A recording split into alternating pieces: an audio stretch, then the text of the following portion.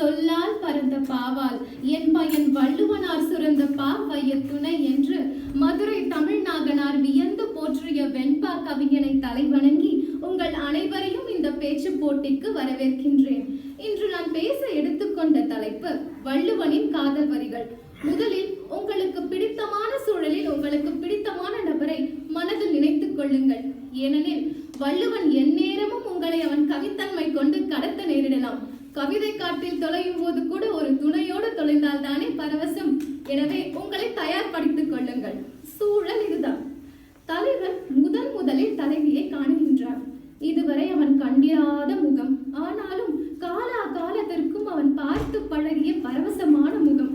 கண்டதும் காதல். வீடு முழுக்க தேடி கிடைக்காத பேனா கடைசியில் தன் சட்டை பையிலேயே ஒட்டி கொண்டிருக்கும் மருட்சி போல எங்கெங்கோ தேடி அலைந்து திரிந்த காதல் கடைசியில் தன் நெஞ்சத்தின் உள்ளிருந்து வெளிவந்து பெண்ணுருவம் பெற்று தனக்கென ஒரு அழகி இருக்கின்றாள் என்று கண்டதும் காதல் கொள்கின்றான் அந்த கள்வன். அவ்வளவுதான். ஆனாலும் அவன் மனது ஒரு கேள்வி கணைகளால் அவனை தொடுக்கின்றது. யார் இவள்?